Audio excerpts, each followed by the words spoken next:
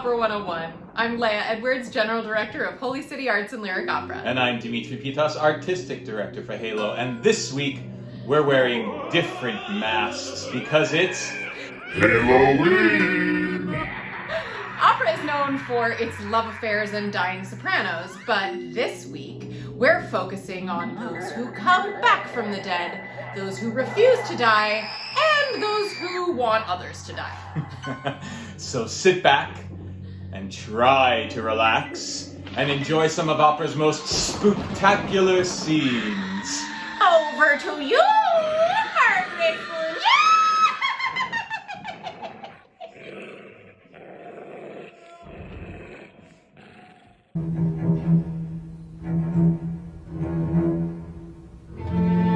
Recitar mentre preso dal delirio non so più quel che dico e quel che faccio, eppure d'uopo staccati. Ah! Sei tu forse l'uomo?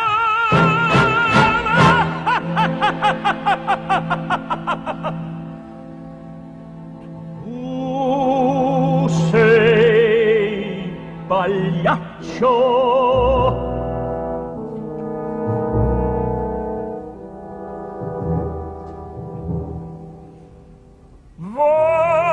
Vesti la giubba e la faccia in farina, la gente paga e ridere vuole qua, e se alle chine ti ne vola colombina, ridi pagliaccio e ognuno applaudirà. Tramuta in laci lo spasmo e il pianto, in una smorfia il singhiozzo e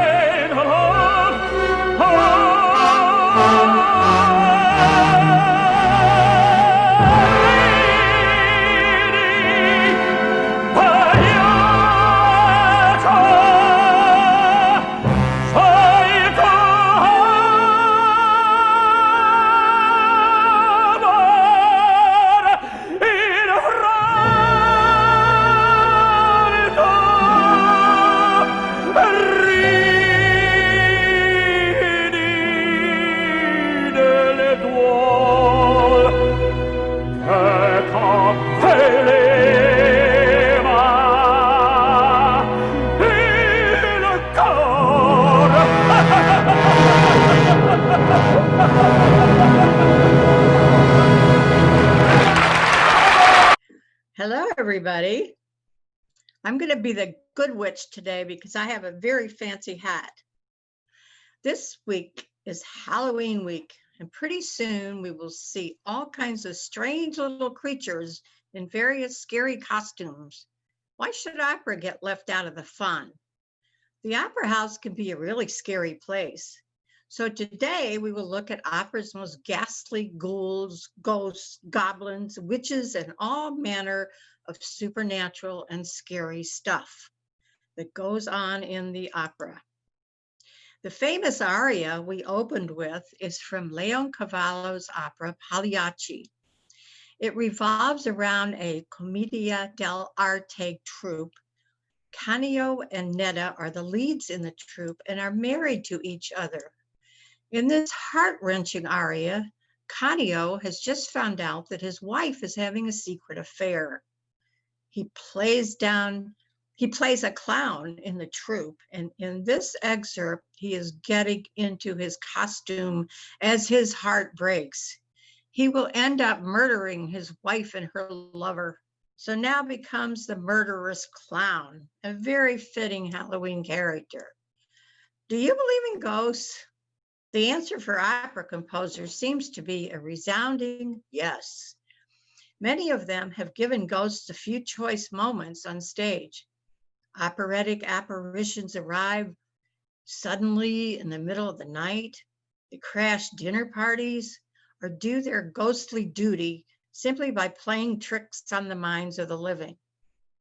After watching these supernatural scenes, you might think twice about whether phantoms really walk among us or just make their home in our heads. Here are some of the most frightening pieces from the history of opera. We turn once again to Verdi. We can turn to Verdi for examples of just about anything we decide to feature about opera. 2 weeks ago, in our Shakespeare class, we showed you one of the bloodiest of all operas, Macbeth. Today, we will look at a later work of his, The Masked Ball. This opera has a very interesting history. It was based originally on an actual incident, the murder of King Gustavus of Sweden at a masked ball in 1792. The composer and librettist ran into endless problems of political censorship by the Neapolitan censorship and later in Rome, which was a constant problem during 19th century political turmoils. A king could not be shown assassinated on stage. Plus, there was an objection to our witch that we will feature today.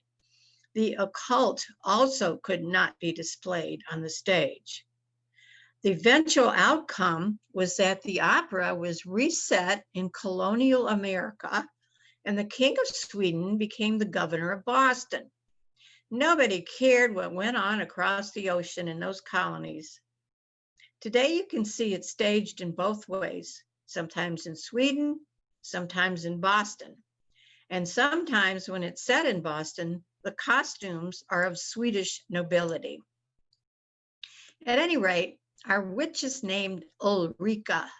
She is a fortune teller suspected of foul play.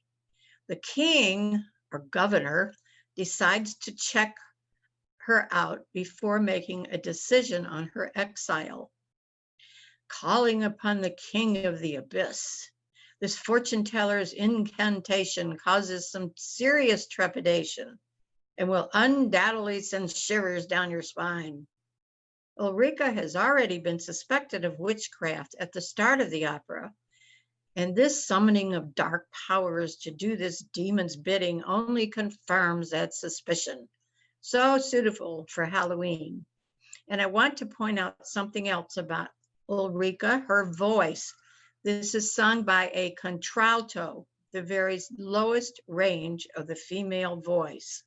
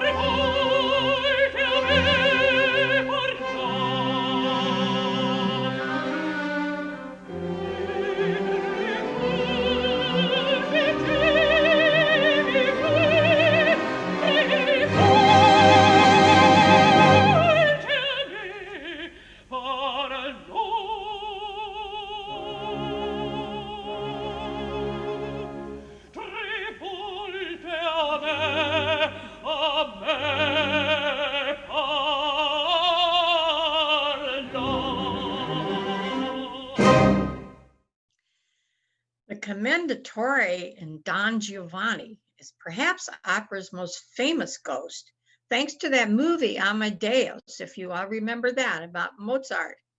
A marble statue comes to life to claim the life of Don Giovanni. The opera Don Giovanni by Mozart has been called by some the greatest opera ever written. Based on the adventures of Don Juan, it is up until halfway through the second act. This has been a comic romp for the most part, following the Don and his servant Leporello on a series of wacky adventures and attempted seductions. Part of what makes Don Giovanni the greatest opera ever written is its finale, where the statue of the murdered Commendatore accepts the Don's invitation to join him at the dinner table. Still, into an opera that begins and ends in death, Mozart inserts humor, forcing us to question the traditional boundaries between good and evil. Mozart and his librettist Ponte sought to show that there was a serious consequence for the life of an 18th century party animal. What could be more terrifying than a ghost who holds the keys to hell's front door? The Commendatore, killed by Don Giovanni in the first act, returns as a ghost made of marble near the end of the opera to dispense some spine-chilling justice. When the ghost appears at Giovanni's dinner party, demanding repentance, the music turns menacing. Dissonant chords thunder through the orchestra, and the rare deployment of trombones adds gravitas. With Giovanni in his icy grip, the Commendatore drags him down into hell, to the horror of the guests. Orchestrally, it is a masterpiece, with Mozart pouring on the 18th century hellfire, thanks to swirling strings and stentorious chorus of demons. It's completely and marvelously over the top.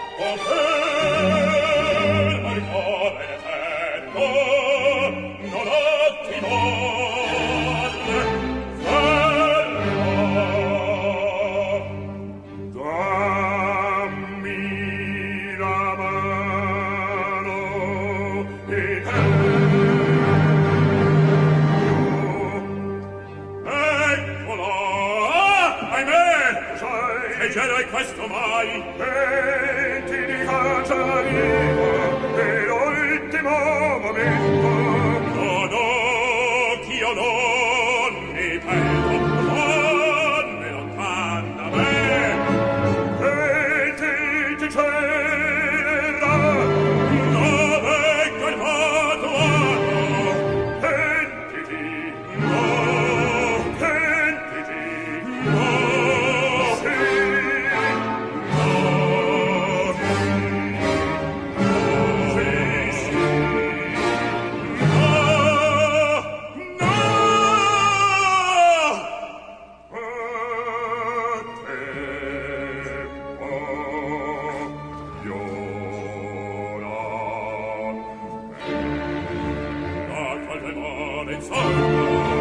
Sento a salir gli spiriti, non escono quei vortici, mi poco pieno l'ore.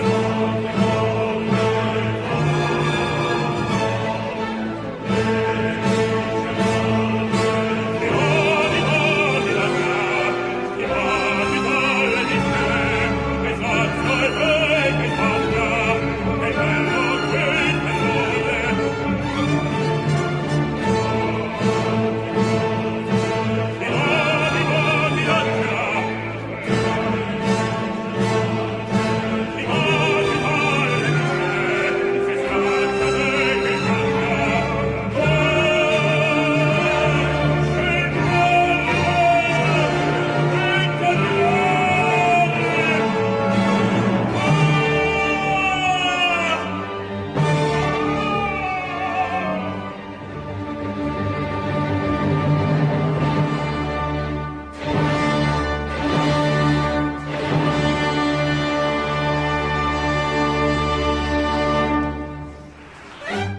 Well, if that isn't spooky, I don't know what is.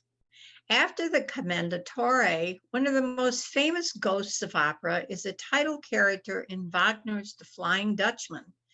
Some terrifying music plays before any character sings a note, as the orchestra introduces an exciting storm.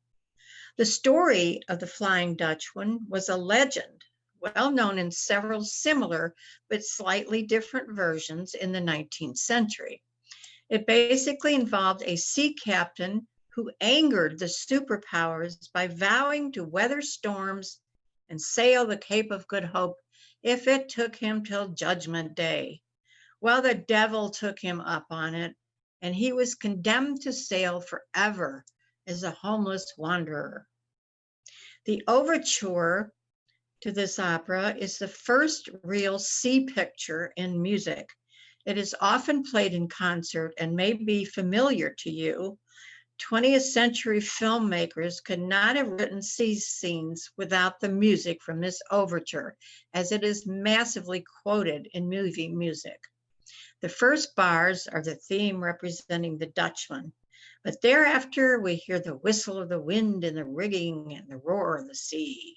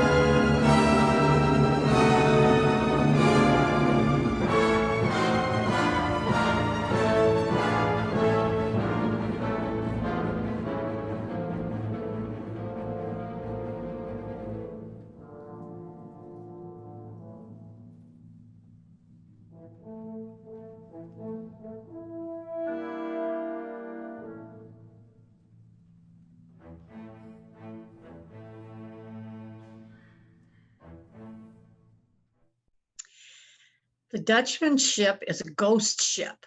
He himself is a ghost.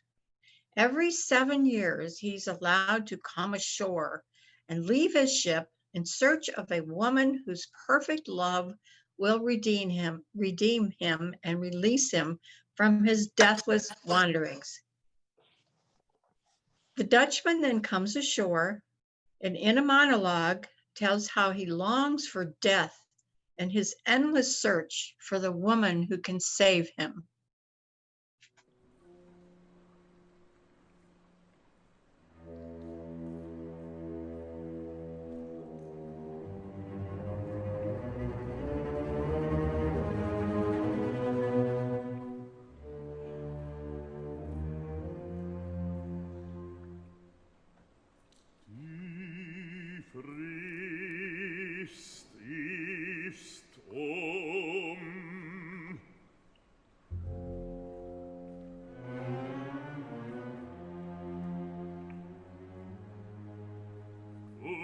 Abermals verstrichen sind 7 Jahr.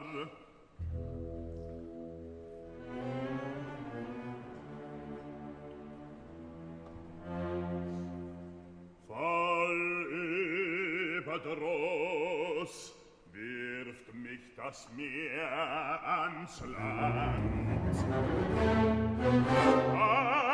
Stolzer Ozean, in kurzer Frist sollst du mich wieder tragen. Dein Trotz ist beugsam, doch ich meine Qual.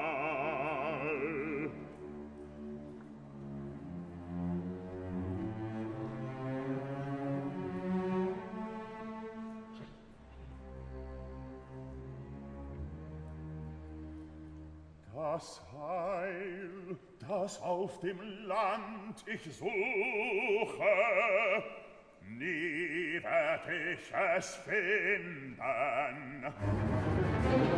Euch des Weltmeers Bluten bleib ich getreu,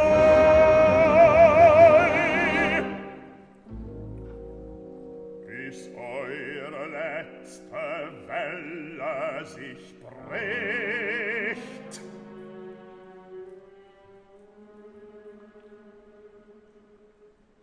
Und euer letztes Nass versiegt.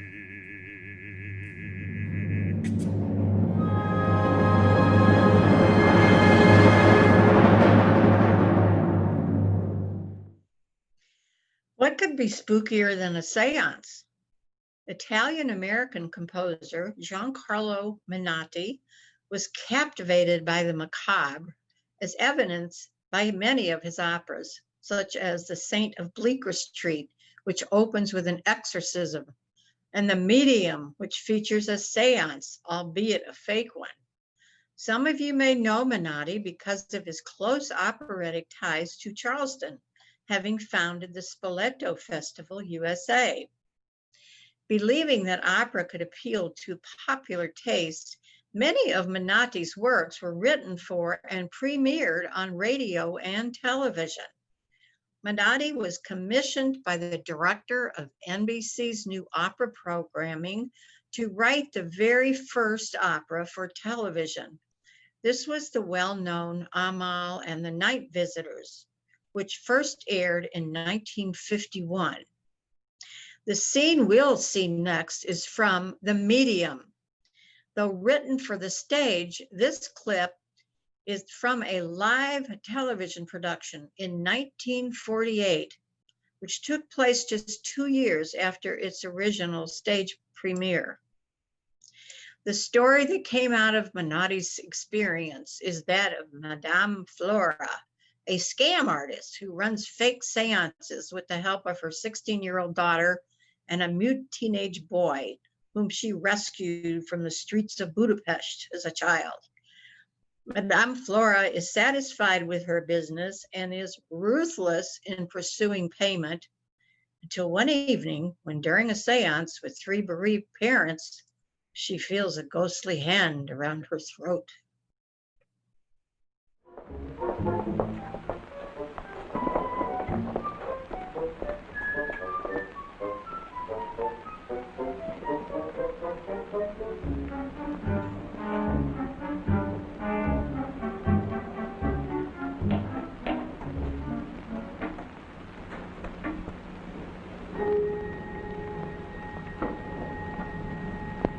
You must be very silent. The hands must touch.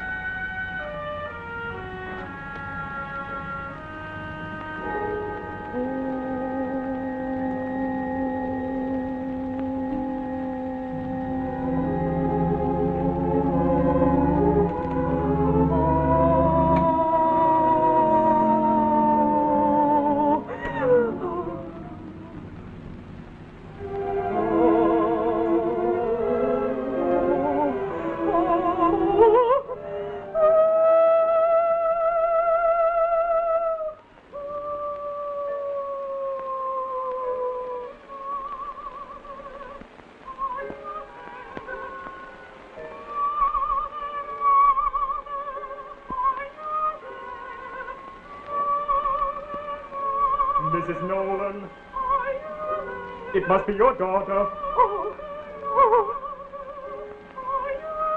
Speak to her. Speak to her. Can't you see? She's looking for you. Don't be afraid. Don't be afraid. Come. You must not behave like that. Ask her something. Dudley, is it you? Go on. Dudley, is it evil what I'm doing? No Halloween-themed concert would be complete without your classic murder-induced mad scene. One of the most famous mad scenes is from Donizetti's opera, Lucia di Lammermoor. Lucia has been ordered by the head of her family, her brother, to marry a man who will solidify a badly needed allegiance against enemies. But Lucia has refused because she is in love with someone else. The marriage, though, is forced upon her. At this point in Donizetti's opera, Lucia has just killed her bridegroom, Arturo, during their wedding festivities. Lost in her madness, she thinks that she can now happily be with her true love, Edgardo, and imagines being with him at their own wedding while still covered in the blood of Arturo. This famous scene is known for being both technically demanding as well as incredibly eerie. This is basically a duet featuring the soprano and the very strange glass harmonica, which makes it sound even spookier. I'm warning you, there's lots of blood in this, so here's Lucia.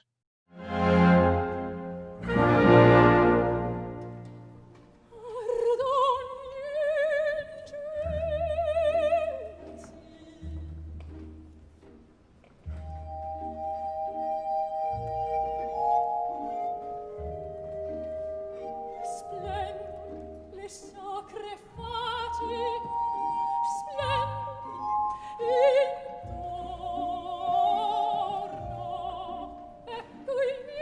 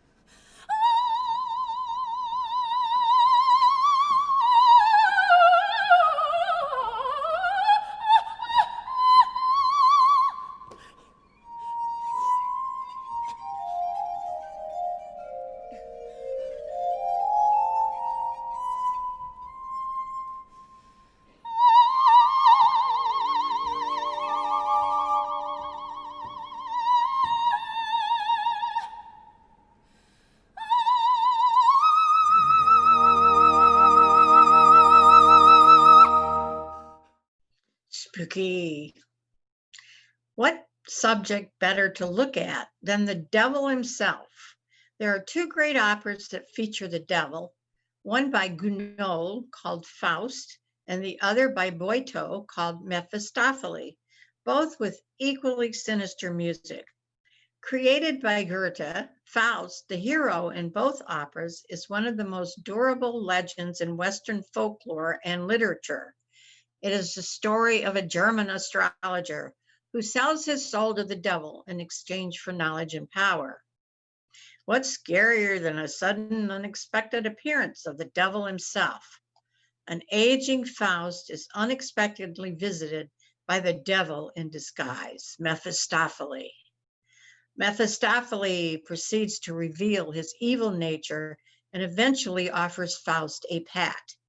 In exchange for Faust's soul, Mephistopheles will restore the old man's youth. Our next excerpt is sung by Mephistopheles as he gives his disdainful attitude towards the world we live in. A true devil.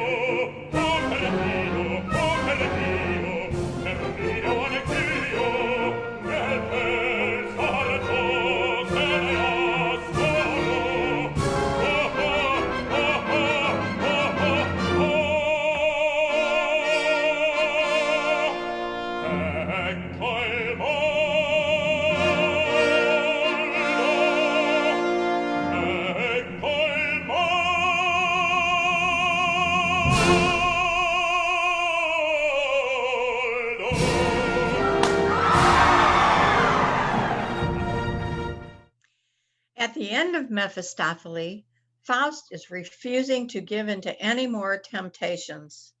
He hears a celestial choir singing, grabs his Bible. Mephistopheles feels his power waning as he sinks into the ground. Let's end with this happy and uplifting moment of casting out the demons and leaving Halloween to trick-or-treats and fun. Thanks for being here.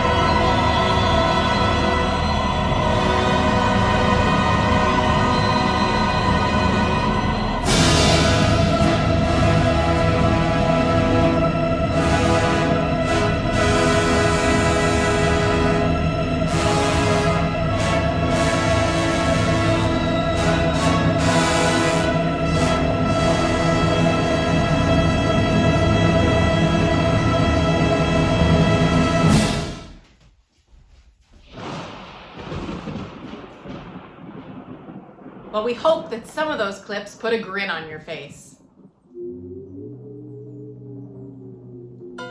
Tune in next week for the first installment of our Wagner series. Margaret will lecture next week to just scratch the surface of Wagner and his works. And November 10th, please join us in conversation as we talk to Christine Gerke, Wagnerian soprano extraordinaire. And don't forget to go vote before next Tuesday's class at 2 p.m. In the meantime, visit us at holycityarts.org, and we'll see you next week.